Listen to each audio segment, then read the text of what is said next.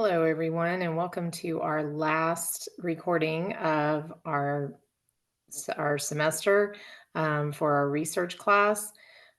You made it. We are almost at the end. So this video is just really going to be about your lit review. I'm going to go over the information in the syllabus and then also go over the rubric with you as well. Don't forget that we don't have a final. So the lit review is due on May 6th. Please be sure that my recommendation is that you start on it as quickly as possible if you haven't already. Remember that we have been working on this all semester. So the articles that you have been using from your article summaries will be the foundation of your lit review, but it's still going to take some time to put those pieces together. And we're going to go through what that needs to look like. But I don't want you to wait until the day before to start because it is going to seem like a very overwhelming task to try to get done that quickly. So my suggestion would be to get started, start working on it in small pieces, and it will come together easily and it won't seem like so much.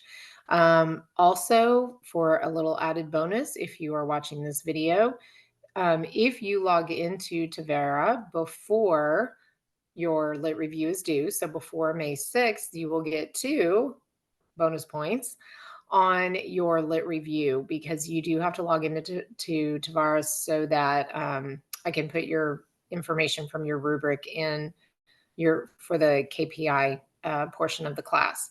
So 2 extra points if you get that done before May 6th.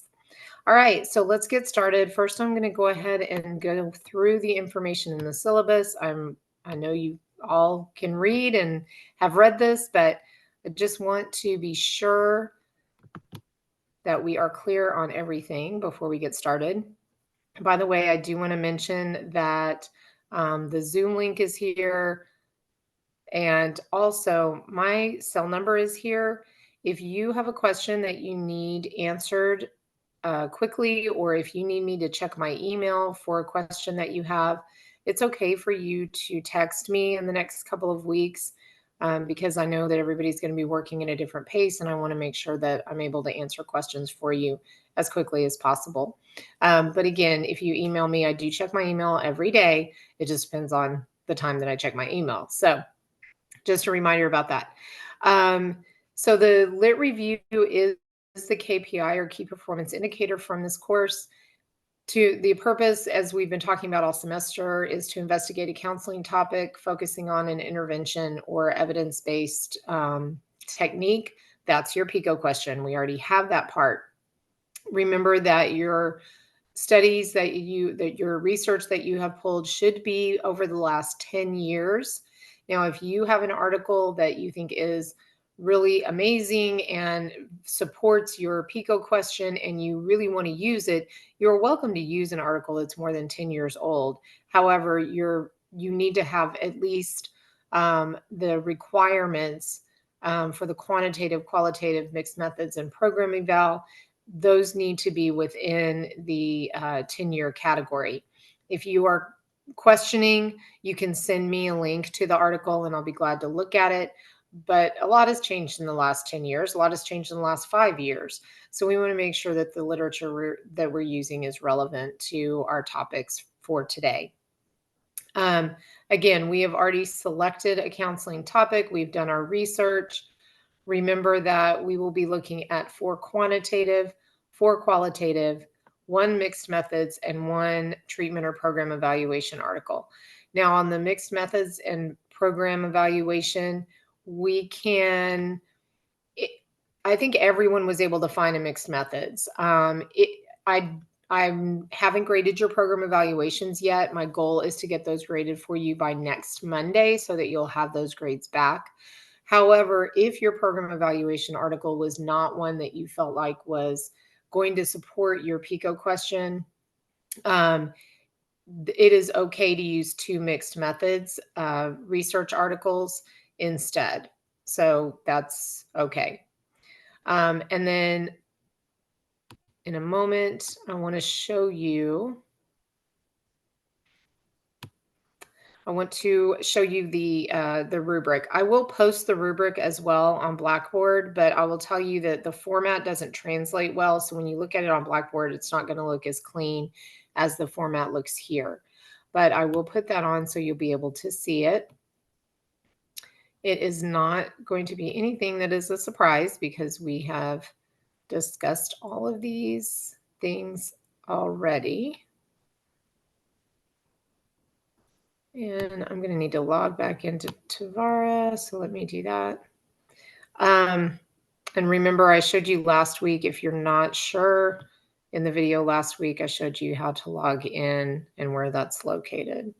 So if you need some help with that. All right. So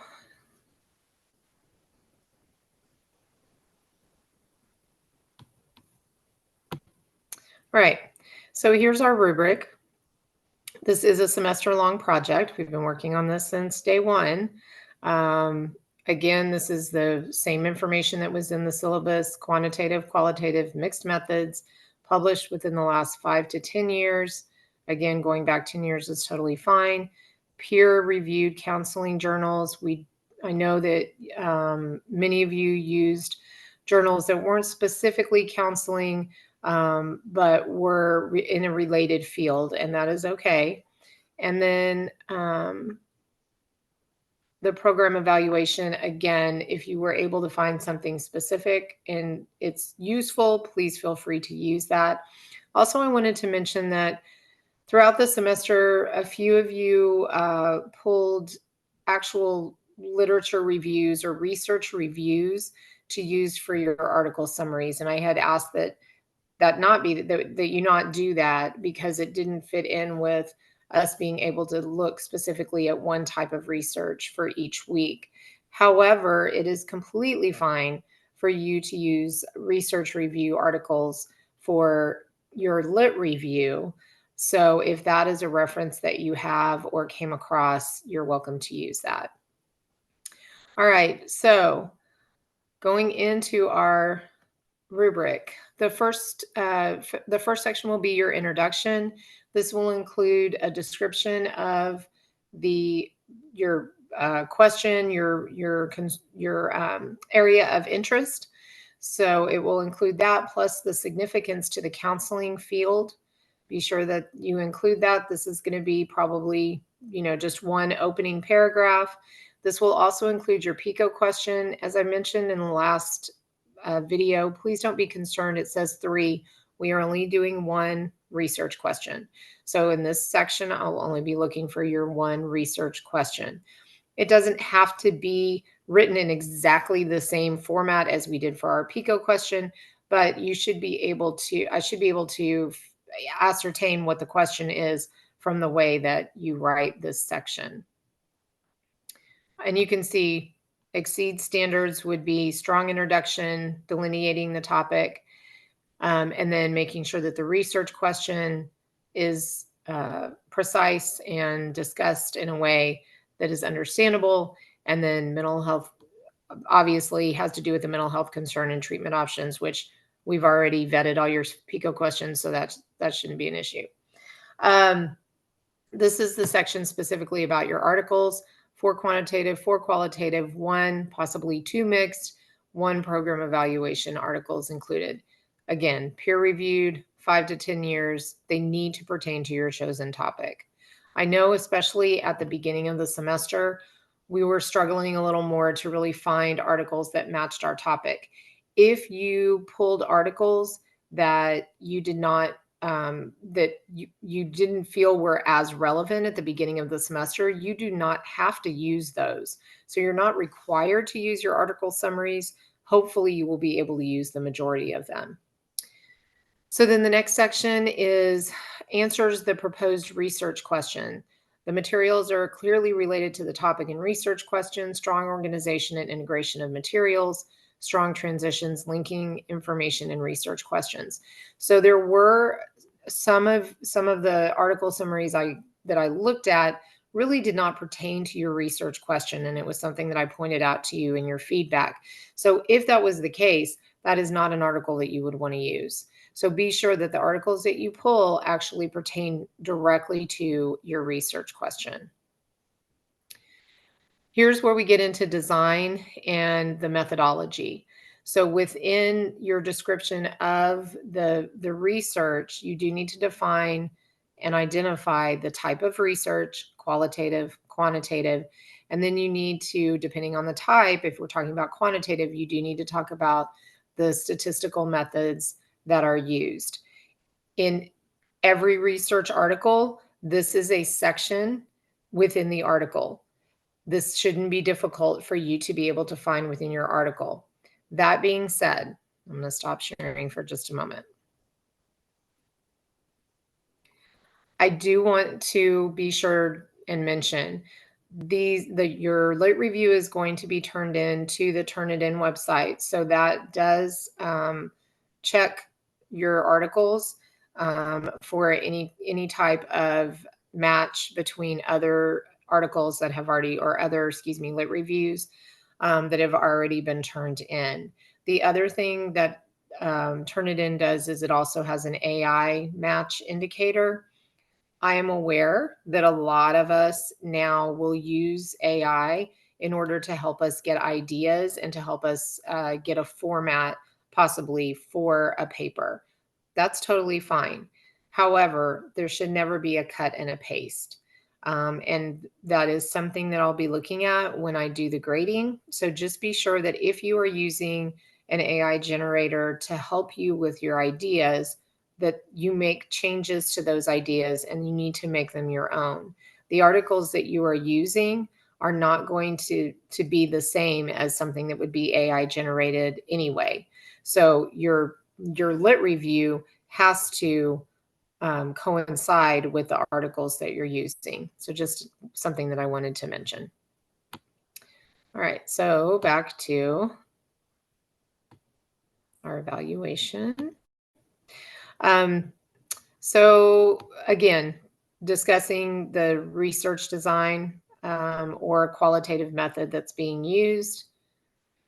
Then your last section would be the discussion and conclusions, summarizing the evidence, including sampling methods and multicultural considerations critiqued. Basically, the easy way to remember or to understand what this section is, this is the strengths and limitations section.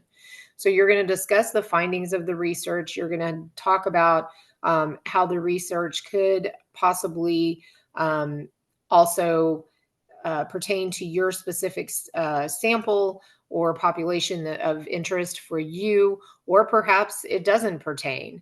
And that's okay too. And you may end up talking about the idea that there isn't as much research about the topic as you thought there would be. And that's an opportunity for future research. So this is the section where we kind of pull it all together, talk about the positives and the possibly the negatives as well of your research articles. And then of course, APA style, including your references, your reference page, and also the references in text. So please be sure that you are writing in that APA format. So it does say minimum length down here, and that's not something we really talked about, but just based on the information that you're going to be putting together, I cannot imagine that this could be done in less than 10 pages, because you're really going to need at least 1 to 2 paragraphs for each research article to talk about all those points. And if I was organizing the paper, that's how I would organize it. I would take each piece of information, each research article, and I would go through the rubric and discuss all those pieces and then move to the next. And then, obviously your intro we talked about, and then have your discussion at the end for future ideas, thoughts about future research, areas, like I said, that you feel we need to, that more research might be needed, or perhaps, you changed your thinking about your question after reading the research. Basically, that last paragraph should be personally for you as a researcher, and we're still writing in APA format, of course, but what did you get out of that? So what now? What would you do with that information? So All of that being said, I would say 10 to 15 pages is probably what you're looking at for your final product. So there's your rubric. Again, it will be posted, but another thing that I wanted to mention to you is that if you're struggling with the scientific writing, which some of us do because it may not come quite as naturally to you, please remember that you have the Writing Center on campus and you should use it. It's part of your tuition. You're paying for it for one thing, but also I had some students that with their program evaluation that shared with the Writing Center and got some help. And I feel like they felt like it was very beneficial to get that assistance. So use the Writing Center as you need to. Also, please reach out to me. I haven't had very many people come into office hours or email me in the last couple of weeks, which I assume means you're doing well. But if you get stuck, if you're struggling, please reach out and email me over the next couple of weeks, and I'll be glad to help. Again, don't wait until the day before because that's going to put you in a bind and put you in a situation of feeling rushed and not your best work. But I am available. I will not be doing office hours this week on Thursday, but I could meet Wednesday evening if that works for anyone. I'm also willing to talk or meet at some point during the day if you'll email me, or like I said, if you'll text me, let me know that you have a question. It doesn't have to be on Zoom. We can just, have a phone call and try to clear up any questions that you might have. So, I hope that you have enjoyed this course. I know that it can be difficult to teach research in this way, in this format, but I think that over the course of the semester, I saw a great deal of growth in your article summaries, in being able to understand what the research methodology was really about. So the idea moving forward is that some of you will go and you may pursue a doctorate and create a whole dissertation. Some of you may decide that you want to write journal articles or research for journals, and so you may use research in that way. But even if you don't go that direction, I hope that you'll keep in mind that really the purpose of this class is to help us be better consumers of research and to then use that knowledge to be better therapists. We are living in a time when we do, as therapists, need to empirically and scientifically be able to prove that the interventions that we are using are worthwhile and that they are helping clients to meet their goals. And in order to do that, we not only have to sometimes create research, but we also need to understand research so that we can choose the interventions that actually show benefit for the clients that we're working with. So I hope that this class has helped you in that capacity. And again, if you have questions in the next week or so, please reach out and let me know. And I may be seeing some of you down the road in some other classes. So best of luck. And I will be looking forward to seeing you down the road.